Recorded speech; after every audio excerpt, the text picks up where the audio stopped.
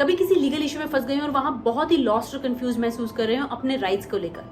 ये बहुत सारे लोगों के साथ अक्सर होता है, लेकिन ऐसी सिचुएशन में जरूरत होती है एक जेन्युइन लॉयर की, जो आपकी तरफ से लड़े और आपको जस्टिस दिलाए। लेकिन क्या हो अगर वो लॉयर ही ट्रस्टवर्दी नहीं निकले और एक टोटल फ्रॉडस्टर हो? क्योंकि आजकल फेक लॉयर्स की प्रॉब्लम काफी ज्यादा बढ़ गई है और वो ऐसे लोगों को ही टारगेट करते हैं जो इन सिचुएशन में फंसे होते हैं और बहुत ज्यादा वल्नरेबल होते हैं। बजाय कि उनकी मदद करने के वो उनकी जेबें खाली कर देते हैं और उन्हें उस सिचुएशन में और ज्यादा डुबा देते हैं। ऐसे किसी सिचुएशन में पड़ने पर आप कैसे बच सकते हैं? इसलिए आज के इस स्मार्ट कनेक्शन से सेफ फ्यूचर के एपिसोड में हम यही बताने वाले हैं कि कैसे फेक लॉयर्स के स्कैम्स होते हैं, आपको उनसे कैसे बचना है और कैसे आप एक जेन्युइन और ट्रस्टवर्दी लॉयर को ढूंढ सकते हैं। और इसी के साथ साथ वो सारी नॉलेज और कॉन्फिडेंस एक अच्छे लॉयर को चुनने के बाद आप अपने लीगल मैटर्स को कैसे रिजॉल्व कर सकते हैं। So stay tuned. Legal matters अक्सर काफी स्ट्रेसफुल हो जाते हैं। प्रॉपर्टी का कोई डिस्प्यूट हो, अगर बिजनेस में कोई लीगल इश्यूज आ गए हो या फिर किसी भी और तरह का कोई लीगल इशू, हम उस सिचुएशन से जल्दी बाहर निकलना चाहते हैं और काफी प्रेशर में भी आ जाते हैं। ऐसे में हम हड़बड़ाहट में किसी भी पहले लॉयर को अपना सारा केस सौंप देते हैं, ये जाने बिना कि वो एक्चुअली ट्रस्टवर्दी है या नहीं, या इतने केपेबल है कि नहीं हमें इस सिचुएशन से बाहर निकाल पाए।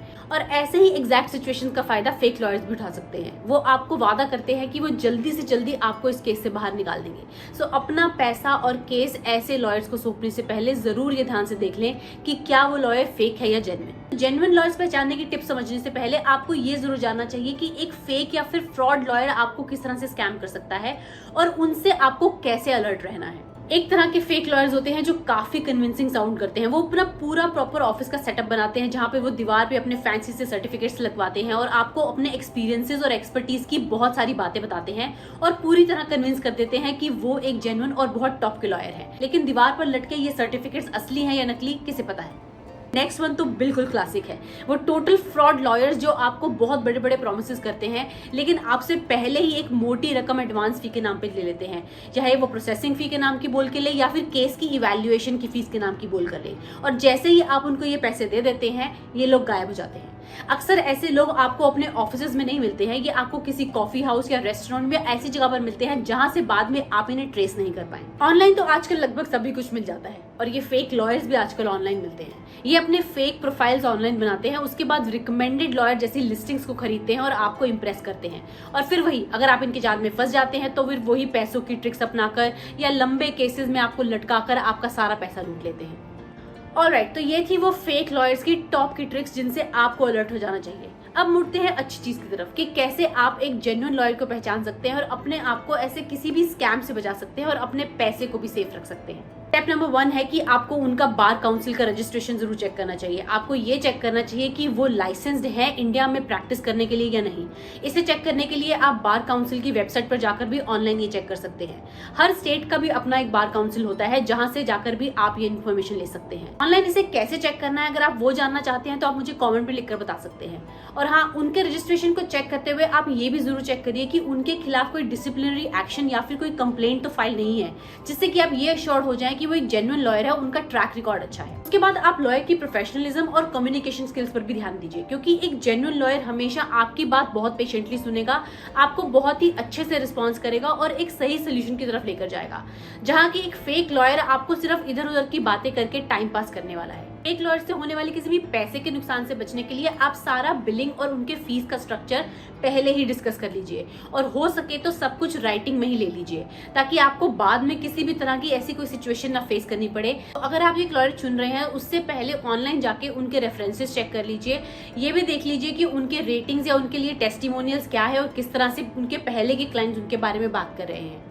जेन्युइन लॉयर्स की अक्सर ऑनलाइन वेबसाइट्स होती हैं या ऑनलाइन प्रोफाइल्स होते हैं, वो भी आप चेक कर सकते हैं, उनके ऑनलाइन रिव्यूज चेक कर सकते हैं। साथ ही साथ ये भी चेक कर सकते हैं कि उनकी कोई मीडिया कवरेज या उनके बारे में कोई न्यूज का आर्टिकल है या नहीं है। सो एक जेन्युइन लाइसेंस लॉयर ढूंढने के बाद ही आपका काम खत्म नहीं होता है, वहां से आपका काम आगे शुरू होता है ये समझने का कि जिस लॉयर को आप हायर कर रहे हैं उसकी आपके तरह के केसेस में कितनी एक्सपर्टीज है या फिर उन्होंने कितना एक्सपीरियंस लिया हुआ है, उनको कितनी नॉलेज है उसके बारे में। इसके लिए आपको ये जानना होगा कि हर लॉयर एक जैसा नहीं होता, सबकी अपनी अपनी एक्सपर्टीज होती है। फॉर एग्जाम्पल, अगर आपका प्रॉपर्टी का डिस्प्यूट है तो आप उसके लिए किसी डाइवोर्स लॉयर को तो हायर नहीं करेंगे, राइट। सो इसलिए ये इंश्योर जरूर कर लीजिए कि जिस तरह का आपका केस है उसी से राइट मैचिंग लॉयर आप ढूंढना चाहिए। ये टिप्स फॉलो करने के बाद आप एक जेन्युइन ट्रस्टवर्दी लॉयर को ढूंढ सकते हैं और अपने लीगल मैटर्स को काफी हद तक एक अच्छे लॉयर की मदद से सॉल्व कर सकते हैं। और हाँ, यहाँ पे एक बोनस टिप भी है आपके लिए। अगर आप किसी तरह से कोई फाइनेंशियल बर्डन में है और जिसके चलते एक अच्छे लॉयर को नहीं हायर कर पा रहे हैं, तो उसमें भी घबराने की जरूरत नहीं है, क्योंकि आजकल ऐसी काफी लीगल एडेड ऑर्गेनाइजेशन या फिर गवर्नमेंट की ऑर्गेनाइजेशन भी हैं जो बहुत ही लो कॉस्ट में आपको लीगल असिस्टेंस देती है। लेकिन इसके लिए आपको कुछ एलिजिबिलिटी क्राइटेरियाज मीट करने होते हैं, तो ये भी एक ऑप्शन है आपके पास। थोड़ी सी रिसर्च और इनवैल्यूएबल टिप्स के साथ आप एक अच्छा लॉयर अपने लिए चुन सकते हैं और अपनी लीगल बैटल्स को बहुत ही आसानी से सुलझा सकते हैं। इससे जुड़े कोई भी और सवाल या फिर आपके कोई थॉट्स हैं तो वो भी आप मेरे साथ कमेंट में जरूर शेयर करिए। और अगर किसी तरह से कोई ऐसे फेक लॉयर के साथ कोई इंसिडेंट आपके साथ भी हुआ है तो वो भी मेरे साथ आप कमेंट में जरूर शेयर करिए और ऐसे केसेस की अवेयरनेस फैलाने में हमारी मदद करिए, क्योंकि हम भी ऐसे अवेयरनेस फैलाकर लाखों लोगों को अभी तक प्रिवेंट कर चुके हैं और अब हमारा इरादा है कि हम करोड़ों लोगों को ऐसे स्कैम्स और ऐसी फेक चीजों से अवेयर करके उन्हें भी बचा पाएं। तो आप भी हमारा इस फाइट अगेंस्ट फ्रॉड में जरूर साथ दीजिए। याद रखिए कि हर स्ट्रेंजर खतरनाक नहीं होता, लेकिन हर कनेक्शन सेफ भी नहीं होता। स्मार्ट कनेक्शन से सेफ फ्यूचर, ये है आपकी ट्रस्टवर्दी लोगों को पहचानने की complete guide. See you in the next one.